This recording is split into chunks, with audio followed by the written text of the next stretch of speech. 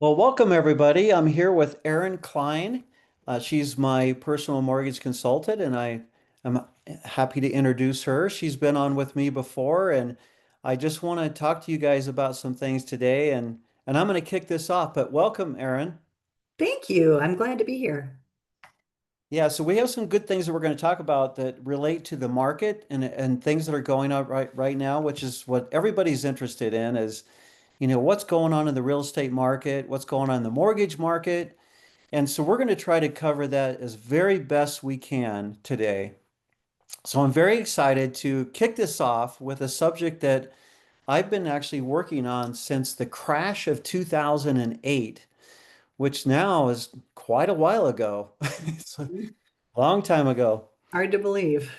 I know, and we've been through a lot of markets since then, Mhm. and we're kind of heading towards a similar market. I don't know if we'll ever be as devastated as we were back in 2008.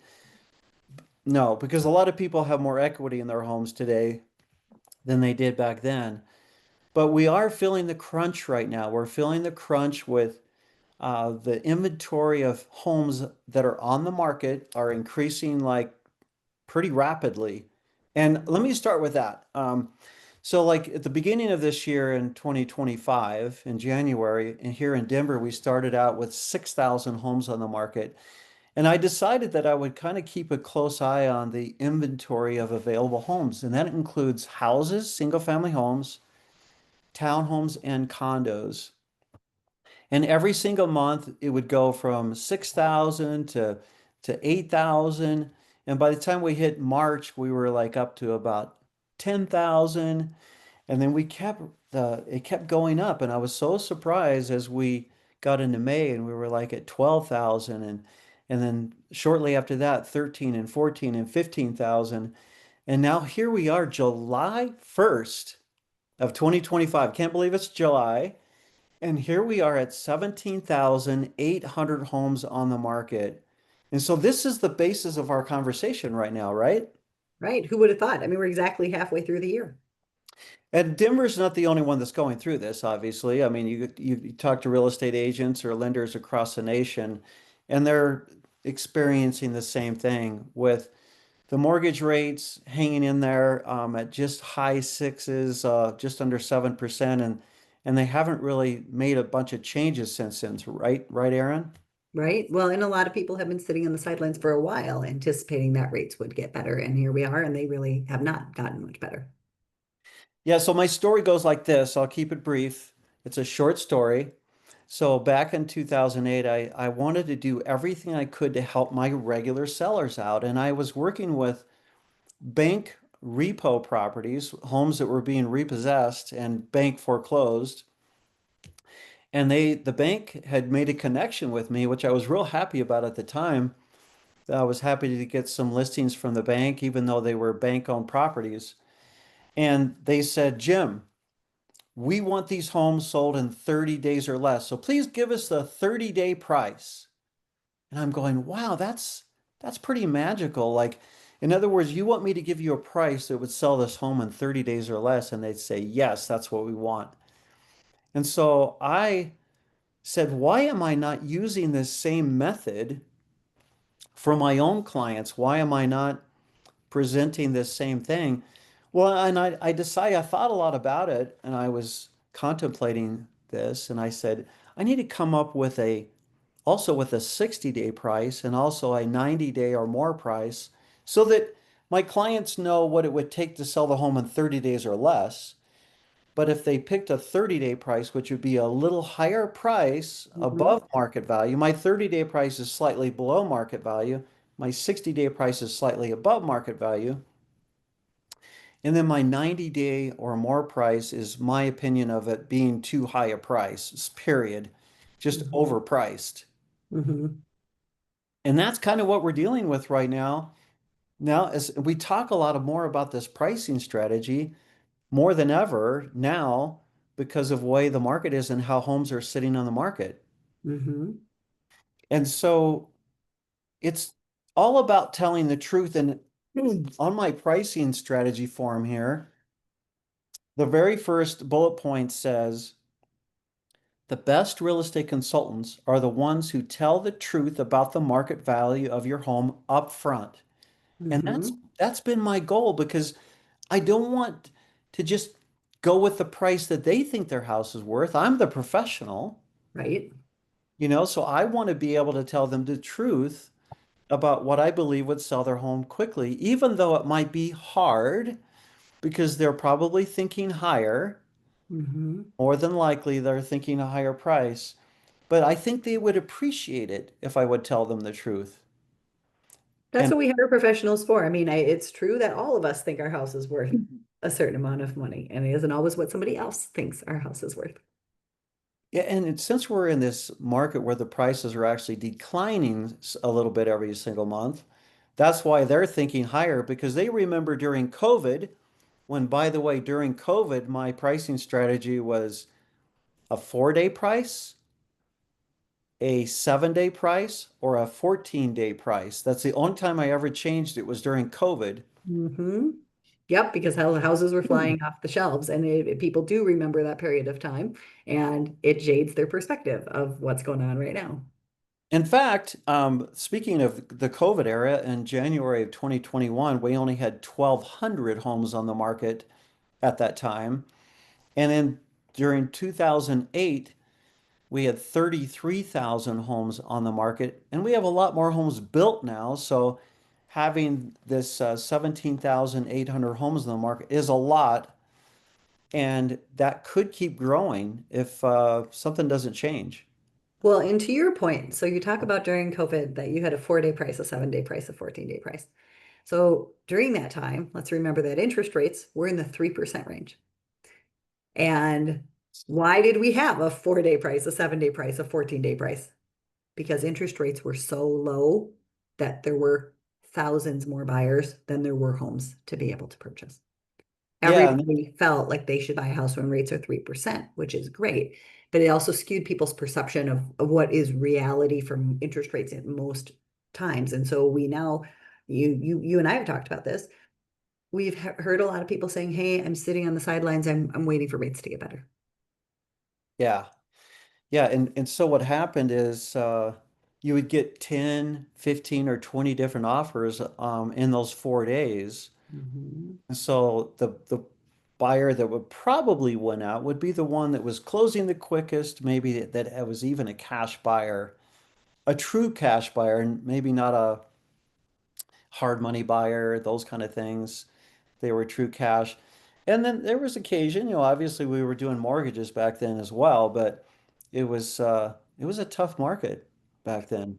Well, and when we talk about that, I mean this plays into the role of supply and demand, right?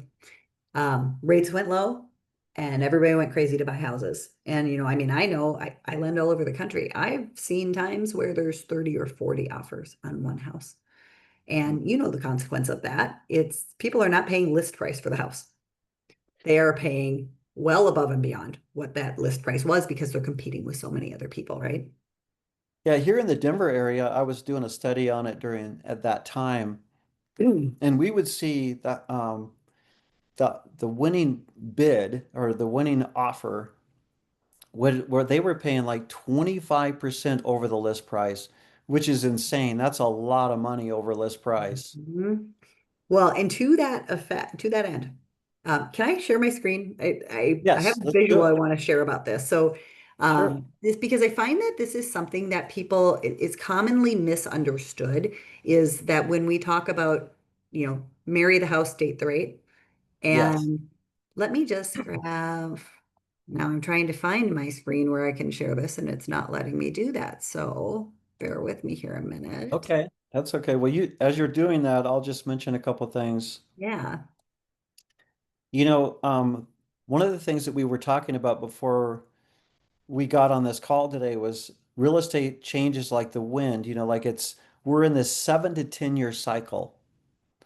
And since we're in cycles, what that means is that, it's not always going to be like this. The market can change. It can go from what one person considers a bad market to a good market. And right now, it's actually considered a good market for buyers, even though a lot of buyers are shying away. Right, right, it is. And it's so now I can share. Good. So just to put this into a visual, because I think it's easier for people to understand, is currently interest rates are a little below 7%. So let's just call it 6.75, which you see here in the middle of the screen on a 30-year loan. And let's imagine that you're buying a house today for $650,000 and you're putting 20% down and you want to borrow 520,000. If you do that at where rates are today, your payment is 33.72 a month plus your taxes and insurance. So now let's imagine that interest rates drop. Let's just say they drop 1%.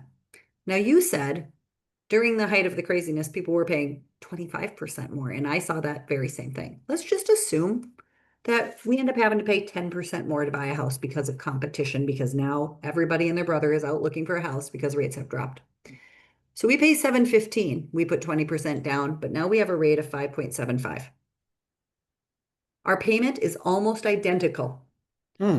that it would have been if we had bought that house at, let's say, list price at 650 with a 1% higher interest rate, That's because the price changed, right? right? Because if our rate goes down, but we have to pay more to buy the very same house, we're not gaining anything. We're just paying more for the house. And we can't ever undo the price we paid for the house, but we can undo the interest rate through refinancing because the person who bought that house at 650 can refinance that 6.75% interest rate when rates drop to 5.75 or 5.5 or whatever it is. They're not going back and paying more for the house. So that So was about a win-win. 25% increase in price. 10%. Oh, 10, just 10%. 10%. Wow. So they could, if it actually got as crazy it did during COVID and it went 25% more, then it would actually be a lot, the payment would be even higher. A lot higher. Yes. Yeah. Yeah. So It's your best to buy the house when as soon as you can, take advantage of the appreciation. And when rates come down, it's very inexpensive to refinance a loan. yeah. Yeah. Well, and that's why it's a date, not a marry. Right. Exactly. Like, well, I'm dating, so like we can just change this real quick. Right. I like that. Well, let's see. I know that there's a couple of things that we wanted to talk about. So when a house is sitting on the market, like right now, the house is sitting on the market for longer than normal. Like, like people were spoiled during COVID, like it sold in 4 days. And now we might be looking at maybe like 4 weeks or maybe like 8 weeks or maybe even longer. And so that's why they start dropping their price. And then they do try to find their price, especially if they have to sell or really want to sell, especially if they have to sell. And so that's a conversation that getting ahead of the curve is what we're really talking to them about right now, assuming that Mhm. interest rates don't drop. Right, right. Right. Yeah. And good strategy. Be more aggressive up front, attract more people to buy your house. Well, and somebody told me, what do you think about this, Aaron? Somebody told me that I'll probably never see 3% interest rates in my lifetime again. I mean, of course, nobody knows, but I kind of agree with that. I mean, I think we should hope that we don't because I don't think any one of us wants to go back to the way the rest of the world was at that time. We'd have to, rates do not exist in a vacuum, right? For rates to get to where they were, there was a lot of pain going on in the world in a lot of different ways. And so, no, as much as I, as a mortgage banker, would love it if everybody could get a 3% interest rate, I don't think that's a realistic expectation. I think we can expect that we will have times where they are better than they are right now, but really, interest rates are not high compared to where they've been historically. They're about average. And if they get better, we are going to see those floodgates open because there have been so many people sitting on the sidelines saying, I am waiting for rates to get better. And it is going to really drive demand. And for what it's worth, we don't want to put a whole lot of faith into artificial intelligence, but I will say that the forecast suggests mortgage rates will remain in the mid sixes to high sixes range through 2025. So they're already predicting. So here we are, July 1st. We got like a whole half a year to go. And it's saying there that the rates will probably stay the same. but Right. nobody really knows. No, no, none of us know. And interest rates are not affected just by the stock and bond market. They're affected by world events. They're affected by so many other things. There isn't an economist on the planet that is clairvoyant and knows what that's going to be. But if you were to believe AI, that's even more of a reason to actually buy now. Hmm. And we were talking about that, Erin. We need to talk about how important it is to buy now while the market is perceived to be down for buyers because interest rates are not down where they want them to be. Hmm. So tell us why we should buy now in a down market. Well, I would say that Warren Buffett will tell you the best time to buy stock is when nobody else wants it. Now, we are not in a housing market where nobody else wants it. But when you have the opportunity to buy a house and you don't have to compete with 40 other offers, you are going to get a better price for a house. And I think sometimes, specifically when we're talking about we may have one house to sell and we may have one house to buy, we have to remember that if it's a really good seller's market, we're getting a lot for our house. The seller can dictate the price. It's not a good buyer's market. Conversely, if it's a bad seller's market, it is typically a good buyer's market. Ideally, we'd love those things to be real close to one another, but it doesn't often happen that way. And so when you are on both sides of the transaction, we have to be realistic and say, we're going to have an advantage on one side or the other. And we can't just focus on the one side we want to have an advantage on to the detriment of the other. And from a realtor's perspective, this is what I see clearly going on to back you up what you're saying. Okay, so I'm showing houses all the time. My showing assistant is showing houses all the time. So in fact, we have some showings going on today. And what we're seeing is if a buyer says, "Oh, check on this house for me. I'd like to see what's going on." I'll call the listing agent and I'll say, "Do you have any other offers coming in?" And invariably they say no. Mhm. They always say something like, "Well, we have some showings going on and we have some interest, but we don't have any offers in hand." Right. Now, that's probably 95% of the time that's the answer I get. Now, it's only maybe 5% of the time and this is what I see, the agent says, "You know what? I have an offer in hand and I have another one coming in and we've only been on the market for 4 days." Well, guess what?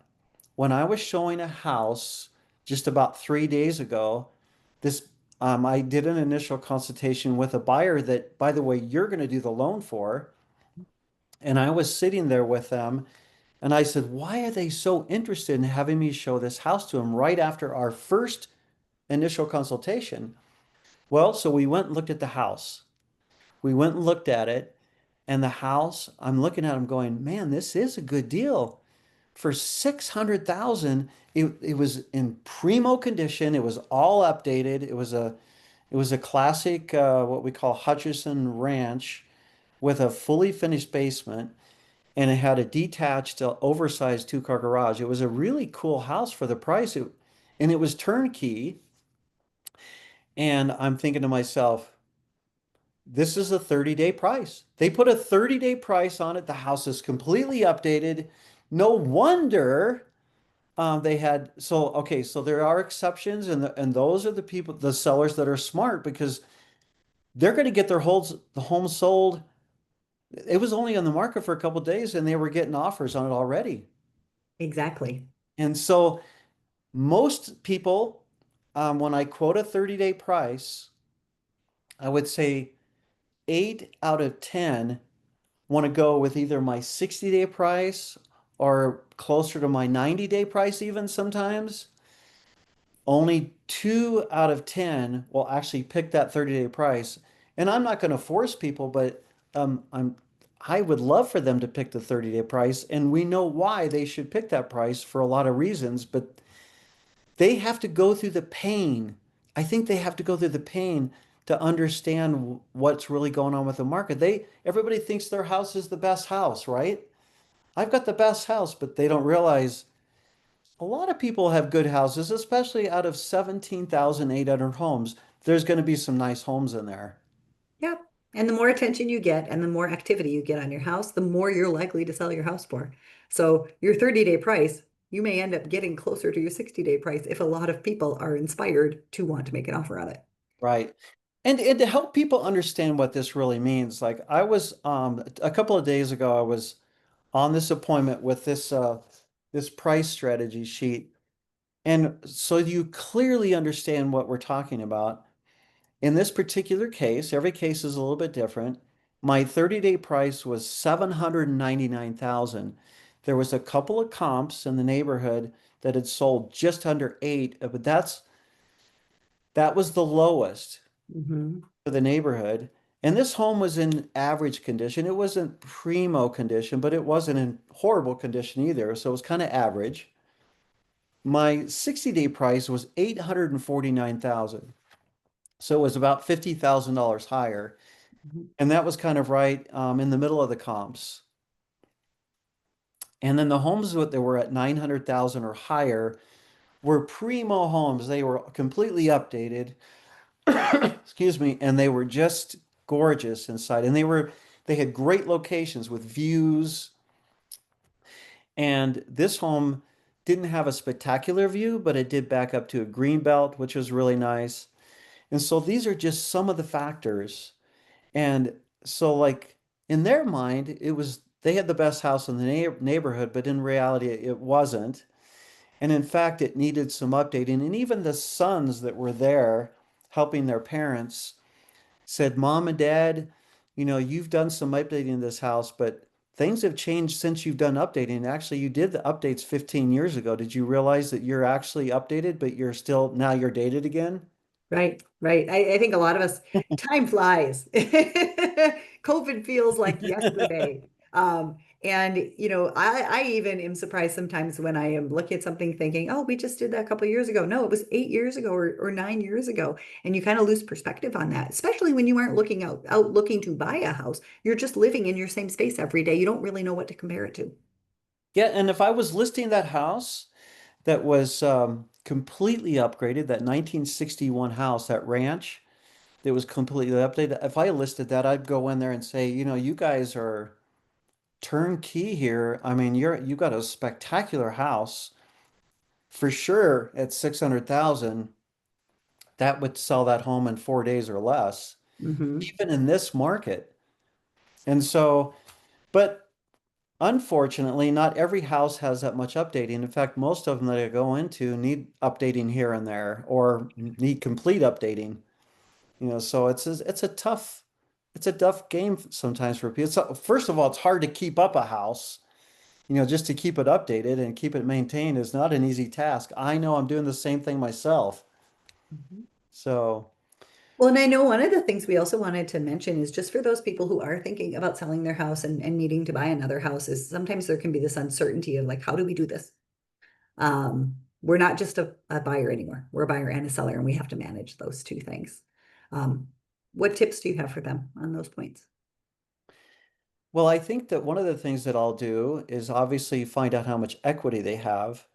And then I'm going to have you get involved as well. We want our clients to connect with us now, even if they're just thinking about it, so that we can run the numbers, give them ideas on how to potentially, if they have the potential of buying the house before they sell, maybe doing an equity loan, Mhm. a home equity loan to get their down payment for the next house. Yeah, which you want to do well in advance of putting your house on the market. So that's a reason to plan ahead.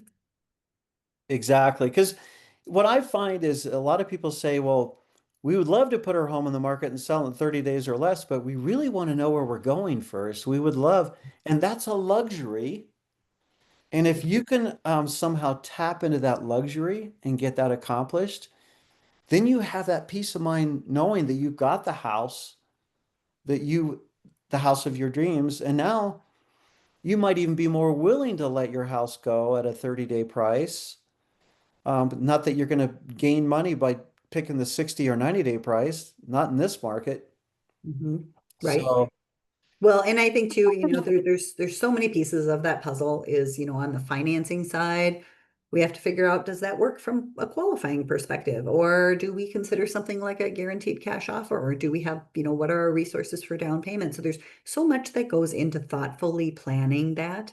It's so good for us to have those conversations well in advance of when somebody's thinking about listing their house, because then we have time to sort through all those eventualities, figure out what's best, and take action on some of those things, like you said, like doing an equity line, possibly. Yeah.